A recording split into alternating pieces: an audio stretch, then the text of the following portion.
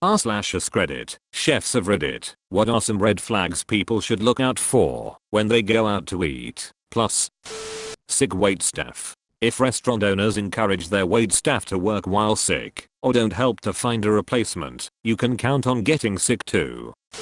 For my New York City people, grade pending doesn't mean that the restaurant is awaiting judgment on their health inspection. It means that they failed and are given a grace period to fix their wrongs. Actual former chef here. These comments saying, don't eat whatever food on a day of week because it's leftovers. This is called utilization. Specials are just that. Things that we'd rather sell than throw out. Those of us who actually know what we are doing carefully cool down and store things so they have as much menu life as possible. Only an idiot would throw away perfectly good sellable food if it didn't sell on the first night. Yes, as long as it was labeled and dated properly. I'm always after my cowhawkers to put the dates on things they prep. It's so important, and so many cooks are so frustratingly bad at it.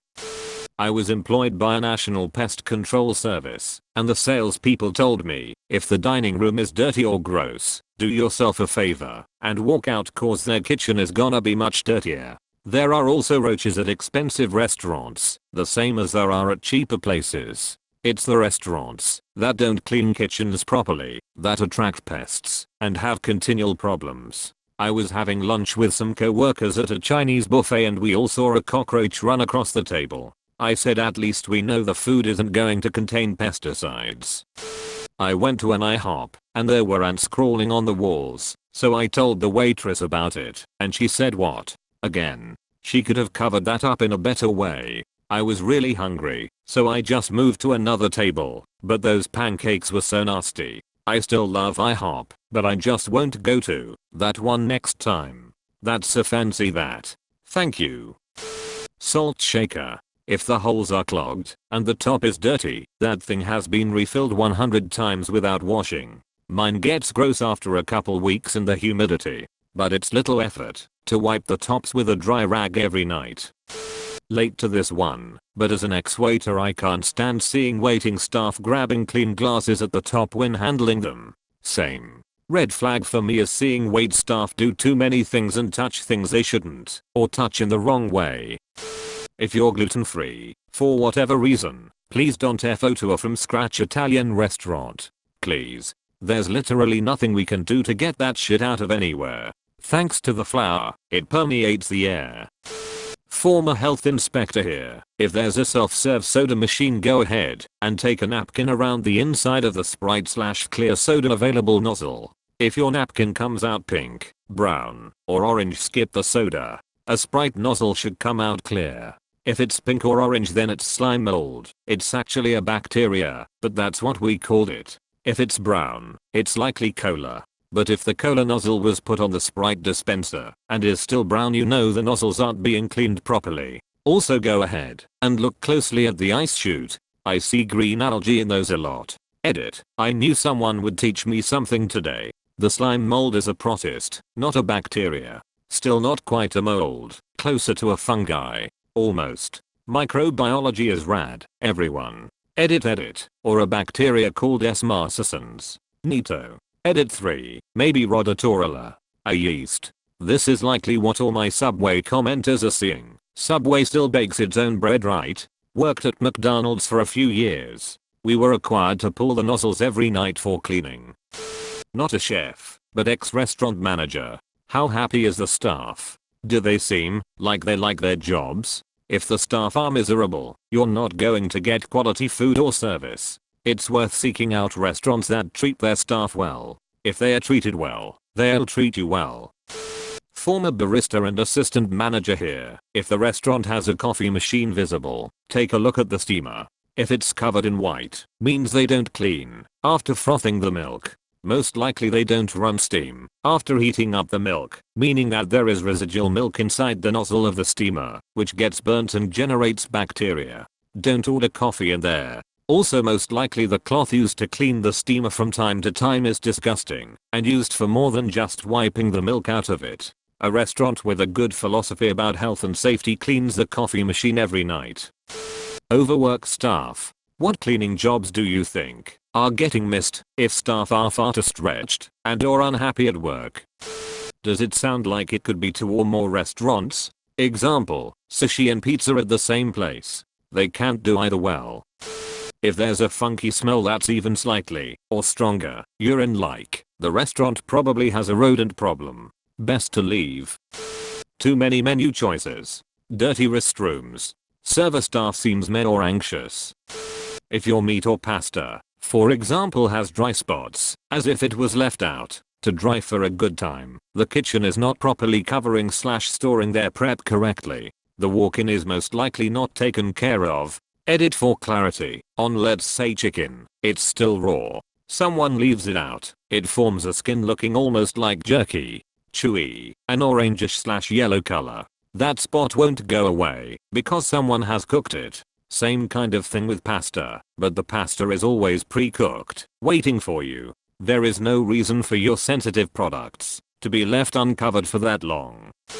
Ask where your oysters come from. If they don't know, you don't want them. Works for most seafood.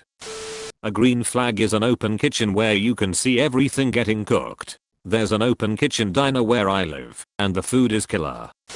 You might have to be a chef to recognize this, but my red flag is going into a busy restaurant and noticing none of the tables have food, or not many customers are yet eating. This usually means the kitchen is going down in flames. One time I noticed this and could see some food slowly stacking up in the window, but no orders coming out. I mentioned it to the server and he replied, I wouldn't suggest ordering food. He brought our drink check and we left. He was tipped well for his honesty. Not a chef, but worked at a KFC for a while, so here's a KFC specific thing. There are 2 towel colors for cleaning use at KFC franchises, at least in American ones. No idea about others. There are yellow towels, which are intended for surfaces that cooked foods will touch, and blue towels, which are only to be used in raw chicken areas. This is to prevent cross-contamination. Cooked chicken never touches raw chicken areas, and cooked and raw areas are never cleaned with the same towels. The thing to look out for. Raw chicken areas are usually not visible from the front counter, at least in most locations I've seen. If you see a blue towel, don't eat there. Now this isn't a hard and fast rule. I would recommend asking the cashier about it if you see anything suspicious. When I went to Europe, a KFC location in Amsterdam had blue towels and cleaning solution on top of all the trash cans in the lobby. They weren't for raw chicken, they just had a different cleaning procedure there. Perhaps they were following the common cleaning branch color coding. Blue equals interior, red equals toilets, yellow equals kitchen, green equals floors. Not a chef, but my best friend is, and he says a large menu. Chances are a lot of things on a menu means that they are frozen. Also, it's difficult to train people to be good at making 40 different things, so the quality is going to suffer. Edit. Yes, some places like Chinese restaurants that are different combinations of about 30 fresh ingredients are an exception. Large menu is the biggest tell you're about to have a shit meal. If you absolutely have to order there, ask what the most popular dish is, and just order that. I've heard that if you actually smell fish at a sushi restaurant, it's in your and your inside's best interest to hightail it out of tea. Sushi is another one for when in doubt. There's no doubt. If you ever order something with crab, always ask what kind of crab is it? Even though it might sound like a snobby question, it will reveal whether it's canned or not. My favorite answer when I went out one time was, what are you talking about? Clearly indicating it was not fresh. Edited. High turnover usually means poor management, and that means unhappy employees. Unhappy employees means that they don't give a shit about you or your food. I worked at a Pizza Hut and was on my 3rd grams. I worked there for a year at that point and was the longest working employee. The GM wasn't the best person, but he could manage the store. We didn't like him for a number of reasons. Racist, misogynist, slept with an employee while his wife worked there, etc. But he managed the store well, and the turnover wasn't that high. Well, he got fired a couple months later, and his assistant took over. Everyone liked her and wanted her to have the position, but she sucked at management. So much that we started to not like her. It was so bad. I left before it got too bad, but checked in recently, and they had 13 people out of 20 quit, or put in for 2 or so weeks. Management plays a big part in turnover. Not totally them as a person, but how they run the store. So bad management equals bad food. I have worked for many restaurants, and been to many others. If the place has low lighting, unless it's intentional, roughly no customer activity, floors aren't clean, place smells bad, booth seats move, drinks that taste funny, not a drug joke, this is a sign that they don't clean their soda fountains or tea urns, and low quality customer service are all signs that you should look out for if you're going to eat. If a restaurant is poorly maintained, the food might not be of good quality either. This especially in fast food places, where you can get your own drink. You can usually glance and tell when the soda/tea nozzles haven't been cleaned in a while. Never get the ice. More than half of the ice machines I've opened up are full of mold. Read Anthony Bourdain's book. He runs down a bunch. Brunch is just using up leftovers from the rush of the weekend. Generally worse quality food. Smaller menu is better. Mondays and Thursdays are typical new inventory days. Eat these days for freshest food. Only order shellfish from a shellfish restaurant. Know what a restaurant does well, and order that. There were a lot. Read his book. R.I.P. Tony. Not a chef, and more a green flag. If you're eating ethnic food and all the customers are of the ethnicity in question, then the food is probably going to be freaking awesome. Good observation. I live in London and I too use that system. Turkish restaurant near me is always packed with Turkish people and a Chinese restaurant nearby is usually packed with Chinese people, and in both places the food is outstanding.